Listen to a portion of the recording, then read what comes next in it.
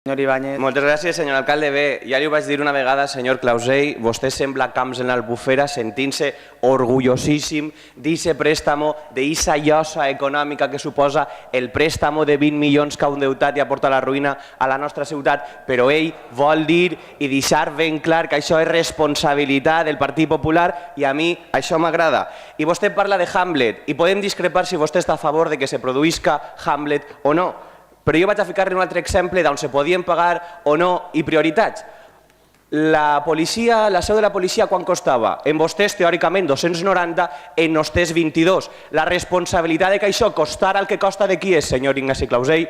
I la responsabilitat de qui és? I tant que prioritzem, i tant que prioritzem. Així n'hi ha un govern que decidís prioritzar sobre unes coses i altres governs que prioritzaven sobre altres. I per tant, aquest govern decidís prioritzar en serveis socials. Aquest govern decidís prioritzar en beques, com vostè indica. Aquest govern decidís prioritzar en el centre dramàtic que ens ha costat el Premi a Betí 2012 i el reconeixement de tot el sector cultural. I per tant nosaltres, senyor Folgado, prioritzem unes coses i vostès ne prioritzen unes altres. I ahir poden respondre també vostès i a mi també m'agradaria. I jo li dic una última cosa. La resposta no la donarà el secretari si és legal o no és legal.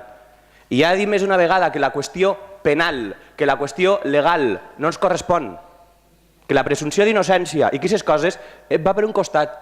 I una altra cosa és la política, una altra cosa és l'acció política de decidir com a govern si volem crear ocupació, de decidir si no volem estar subjugats al govern del senyor Rajoy, que el que està fent és portar-nos a la ruïna, acabant amb el sector públic i deixant a la gent pitjor que mai. I aquesta és la diferència i per tant estàvem parlant de legitimitat democràtica i no de legalitat, que és una gran diferència. Moltíssimes gràcies.